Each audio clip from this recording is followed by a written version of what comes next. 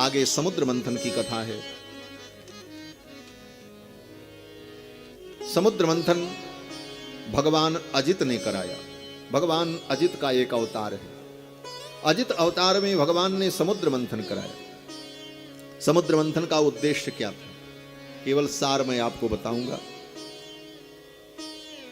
अमृत के लिए समुद्र मंथन नहीं हुआ था, लक्ष्मी जी के लिए समुद्र मंथन हुआ था। दुर्वासा के शाप से लक्ष्मी जी समुद्र में चली गई थी। दुर्वासा ने इंद्र को शाप दिया था। एक बार दुर्वासा जी स्वर्ग में गए, उधर से इंद्र आ रहे थे। दुर्वासा जी को प्रणाम किया। दुर्वासा जी ने अपने गले की माला निकाल करके इंद्र को पहना दी। फूल की माला थी, नंदन बन के पुष्प की माला थी। महात्माओं का स्वभाव होता है, कोई भक्त आवे तो फूल की माला वाला गले में पहनाया तो निकाल के प्रसाद दे देते हैं। दुर्वासा जी ने पहना दिया। इंद्र ने पहन तो लिया, लेकिन इंद्र का अभिमान जागृत हो गया। मैं देवताओं का राजा और ये मृत्युलोक का फक्कड़ बाबा, इसकी उतारी माला मैं पहनूं।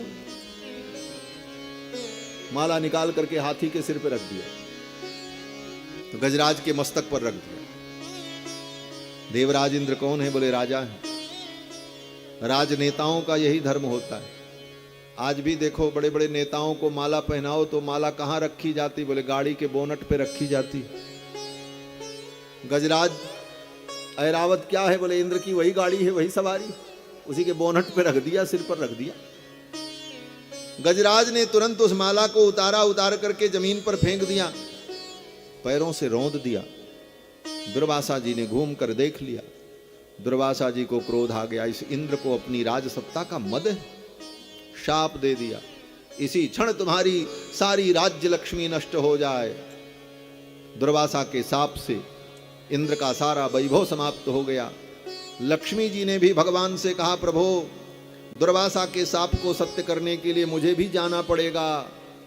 भगवान ने कहा, देवी मुझे छोड़ के मत जाओ। लक्ष्मी जी ने कहा, अब तो मैं जा रही हूं, अब आप भजन करो, बैठ के राम राम करो। हाँ। लक्ष्मी जी ने भगवान के चरण को उठा करके शेष पर्यंक पर रखा और समुद्र में उतर गई। क्षीर सागर में ही तो भगवान का निवास है, कहीं दूर तो जाना नहीं था। शेष की सैया पर लक्ष्मी जी भगवान के चरणों में बैठकर उनके चरण सेवा करती थी। उतर करके समुद्र में चली गई और भीतर समुद्र में विराजमान हो गई। अब लक्ष्मी जी की कृपा दृष्टि का अभाव होते जो कुछ बचा था वो भी खत्म। तब देवताओं ने कहा, भगवान से क्या करें? भगवान ने कहा, समुद्र मंथन करो और लक्ष्मी जी प्रकट हो, उनकी कृपा दृष्टि फिर से पड़े, तब सारी दुनिया ठीक हो, नहीं तो ऐसे मरोगे भूखों सब। हाँ, देखो पिताजी बड़े अच्छे होते हैं, हाँ, लेकिन बहुत अच्छे होकर के भी क्या कर सकते हैं? बोले पिताजी इतना ही कर सकते हैं कि बेटा को गोद में लेकर के दुलार करें, प्यार करें और इतना कहें, मेरा बेटा, मेरा भैया, मेरा बाबू।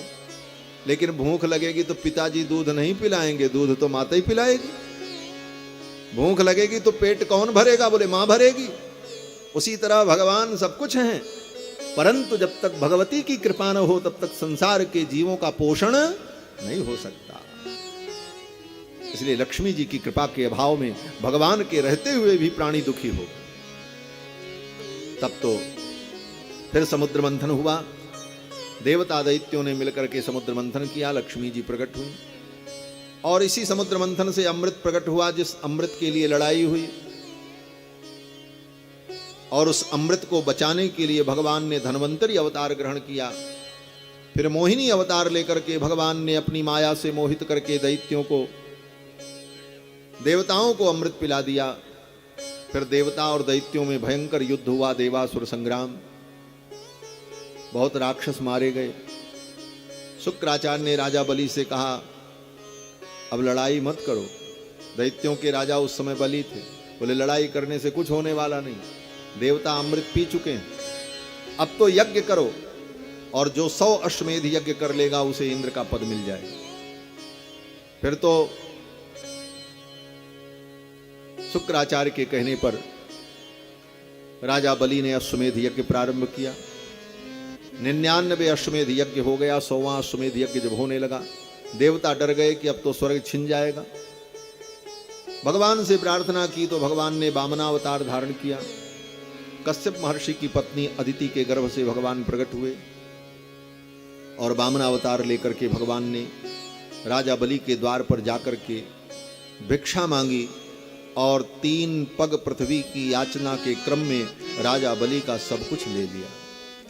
और राजा बलि तो भगवान के भक्त हैं, वो जान रहे हैं कि ये भगवान हमको ठगने आए हैं। गुरु जी ने भी बता दिया था, शुक्राचार्य ने, विष्णु कपट पंडितः, ये विष्णु कपट पंडित देवताओं का कार्य साधन करने के लिए आए हैं, सावधान। लेकिन राजा बलि के हृदय में भगवान के प्रति भक्ति थी। बोले कुछ भी हो भगवान है और सब इन्हीं का है, अगर ये सब मुझसे ले लेना चाहते हैं तो मैं सब कुछ इनके चरणों में समर्पित कर दूंगा। और राजा बलि ने 3 पग पृथ्वी देने का संकल्प कर लिया। भगवान वामन ने अपने पैर को बढ़ा करके संपूर्ण ब्रह्मांड को नाप लिया। उसी समय वामन भगवान का चरण जब ब्रह्मलोक पहुंचा तो ब्रह्मा जी ने भगवान के चरण को धोकर कमंडल में रख लिया, वही गंगा जी हो गई, गंगा का प्राकट्य हुआ वामनावतार में। ये सब कथा सुखदेव जी ने राजा परीक्षित को